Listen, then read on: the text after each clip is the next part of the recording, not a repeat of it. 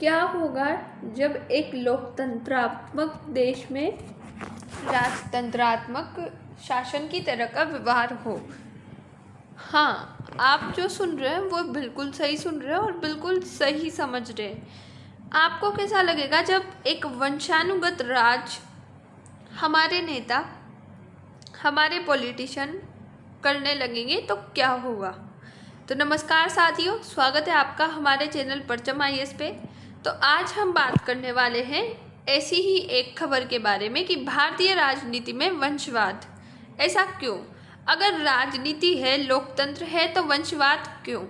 इस पे question mark लगता है। तो ADR रिपोर्ट 21% सांसद, विधायक और MLC वंशानुगत पृष्ठभूमि से मिले हैं। तो हमारी द हिंदू की जो न्यूज़ है, यानी कि अराउंड 21% MPS जो MPs होते हैं वो और MLA and MLCs are from dynastic backgrounds, ये ADR की रिपोर्ट बयां करती है। तो ऐसा क्यों कि वंशानुगत शासक हमें देखने को मिल रहा है? ऐसा क्यों हो रहा है जबकि लोकतंत्र के ये जो भारत की अर्थव्यवस्था है वो संसदात्मक है? तो इसके विरुद्ध है ये। तो पार्टी कोई भी हो, परिवारवाद हर जगह फला फूला है। मतलब अपने परिवार को संरक्षण देना हर जगह फला फूला है। पार्टी मैटर नहीं कर रही यहाँ पे, कोई सी भी पार्टी है वो हमें देखने को मिल रही है, या वो जो कि अभी सत्ताधार पार्टी है उसकी बोले तो वो, और जो विपक्ष है विपक्ष में भी ऐसा हमें देखने को मिला गया है। तो राज्यों में पूर्ण संख्या के आधार पर उत्तर प्रदेश सबसे ऊपर है, जहां विश्लेषण किए गए 604 सांसदों, विधायकों और विधान परिषद सदस्यों में से 141 यानी कि 23% वंशवादी राजनीतिक पृष्ठभूमि वाले हैं। महाराष्ट्र में 403 मौजूदा सांसदों, विधायकों और विधान परिषद सदस्यों में से 129 यानी कि 32% ऐसे सदस्य पाए गए हैं। एसोसिएशन फॉर डेमोक्रेटिक रिफॉर्म्स यानी कि ADR के विश्लेषण के अनुसार लगभग 21% या 5 में से एक मौजूदा संसद सदस्य, विधानसभा सदस्य और विधान परिषद सदस्य वंशवादी पृष्ठभूमि से, जो दर्शाता है कि वर्तमान निर्वाचित प्रतिनिधियों का एक महत्वपूर्ण हिस्सा स्थापित राजनीतिक परिवारों से रिलेटेड है। अब हम देखते हैं कि जो ADR है हमारा, एसोसिएशन फॉर डेमोक्रेटिक रिफॉर्म्स, तो ये है क्या, इसकी स्थापना कब हुई? तो ADR की स्थापना 1999 में कुछ प्रोफेसरों और पूर्व छात्रों ने की थी। भारतीय प्रबंध संस्थान यानी कि IIM अहमदाबाद से जुड़े लोगों ने इसकी स्थापना की थी। इसका उद्देश्य राजनीतिक और चुनाव प्रणाली की अधिक पारदर्शी और जवाबदेह बनाना था। मतलब राजनीति में जो चुनाव प्रणाली है, जैसे कि हमने कुछ टाइम पहले एक न्यूज़ देखी थी जिसमें ADR की न्यूज़ के अकॉर्डिंग बताया गया था कि कितने जो पॉलिटिशियंस हैं तो वो मतलब करप्ट है, उनके बारे में एक न्यूज़ इन्होंने जारी की थी। तो उसमें एक जो हमारे तमिलनाडु के में भी मिस हो रहा है थोड़ा, पर एक जो नेता थे वो साउथ साइड के थे, तो उनके ऊपर बहुत सारे करप्शन के केस लगे हुए थे, 89 समथिंग, पर फिर भी वो एक राजनीतिक नेता, मतलब नेता के रूप में वो अभी भी वर्तमान में जेल के बाहर है, जबकि उनकी असली जगह जेल है। तो ऐसा क्यों? ADR एक सच्चाई दिखाने का काम करती है, वो एक दर्पण के रूप में। जनप्रतिनिधि, इसके मुख्य कार्य जनप्रतिनिधियों का विश्लेषण करना, यानी कि सांसदों, विधायकों और उम्मीदवारों की शैक्षणिक, आर्थिक और आपराधिक पृष्ठभूमि का अध्ययन करना है। चुनाव आयोग को शपथ पत्रों के आधार पर डाटा तैयार करना भी इसका मुख्य कार्य है। चुनावी सुधारों के लिए अभियान, यानी कि राजनीति में अपराधीकरण रोकने की पहल और राजनीतिक दलों की फंडिंग और आय व्यय पर इसकी जो है पूरी निगरानी होती है कि किसके पास कितनी फंडिंग है और कितना आय व्यय खर्च वगैरह हुआ है। जन जागरूकता, यानी कि मतदाताओं को सही जानकारी उपलब्ध कराना। माईनेता.इन्फॉर्म पोर्टल के माध्यम से उम्मीदवारों की पूरी प्रोफाइल उपलब्ध कराना भी इस ADR का मुख्य कार्य है। ADR का जो है एक इम्पोर्टेंस क्या हो जाती है, तो ये गैर सरकारी संगठन यानी कि NGOs है एक, लेकिन चुनाव और लोकतंत्र में सुधार की दिशा में बड़ा योगदान देता है।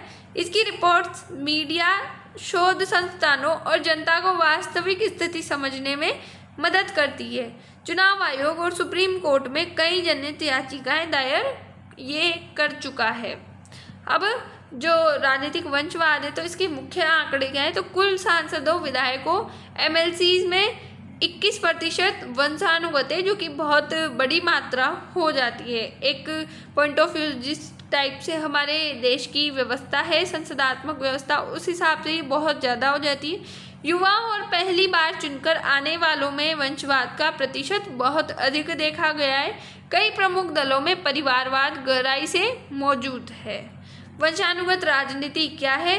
जब राजनीति में आने वाले नेता के परिवारजन पहले से राजनीति में हो और पद, टिकट और अवसर अक्सर परिवार तक सीमित करना, यानी कि जो योग्य लोग हैं उनको नहीं देना। जैसे कि हम पुराने प्राचीन टाइम में देखते हैं कि जो योग्य लोग हैं उनको नहीं लिया जाता, तो वैसी ही व्यवस्था कुछ कुछ हमें यहाँ देखने को मिलती है।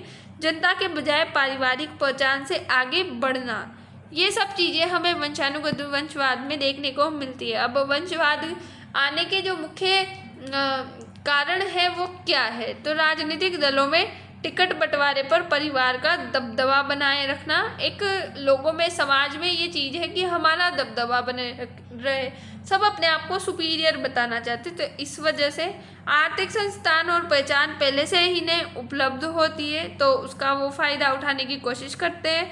मतदाताओं में परिवार की लोकप्रियता का असर होता है कि अगर हमारे परिवार के मतदाता होंगे तो उसमें इनकी लोकप्रियता को चार चांद लगेंगे, ऐसी इनकी भावनाएं होती। वंशवाद के प्रभाव क्या होंगे, तो सकारात्मक पक्ष तो कि अनुभव और नेटवर्क पहले से मौजूद होगा कि अगर अपन जो चीज़ का अवलोकन कर रहे हैं, जैसे घर में हम देखें कि घर में कोई एक बच्चा है, वो देख रहा है कि घर का मैनेजमेंट कैसे चल रहा है, तो उस चीज़ को वो किसी पर्टिकुलर इंसान के बाद भी उस चीज़ को मैनेज कर लेगा।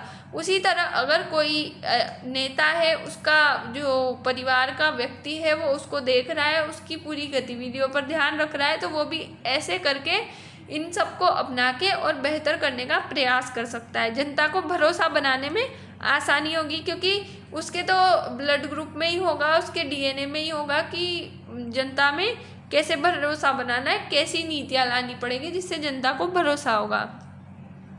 भारतीय राजनीति में परिवारवाद का वर्चस्व, यानी कि 1107 मौजूदा सांसद, विधायक और विधान परिषद सदस्य राजनीतिक पृष्ठभूमि से है। लोकसभा के 31%, राज्यसभा में 21% सांसद राजनीतिक परिवार से है।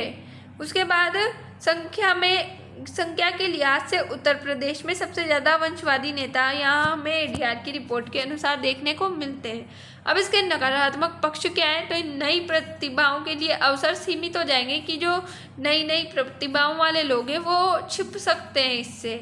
लोकतंत्र में समानता का ह्रास होगा कि सबको एक वो नज़र नहीं मिलेगी जो सबको होनी चाहिए लोकतंत्र के अनुसार, कि सबको हक है चुनाव लड़ने का, टिकट लेने का, तो वो सब नहीं होगा। राजनीति में परिवार बनाम योग्यता की बहस चलने के हमें देखने को यहाँ पे मिलते हैं।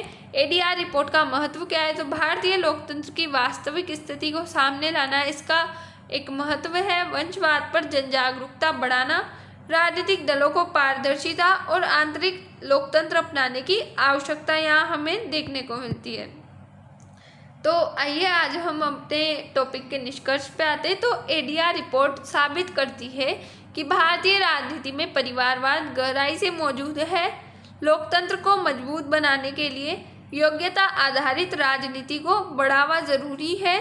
नागरिकों और राजनीतिक दलों दोनों की जिम्मेदारी यहाँ हमें इस चीज़ में देखने को मिलती है, क्योंकि जब नागरिक जो है अवेयर होंगे तभी राजनीतिक दलों को इस चीज़ में स्वायत्तता कम मिलेगी, वो इस चीज़ को कम प्रमोट करेंगे। तो आज की चर्चा को हम यही समाप्त करते हैं। ये था आज का हमारा पूरा सिनेरियो और उम्मीद है आपको सब कुछ समझ में आया होगा लगभग। तो इसी के साथ हम मिलेंगे अपनी नेक्स्ट वीडियो में, तब तक के लिए बाय, थैंक्स फॉर वॉच।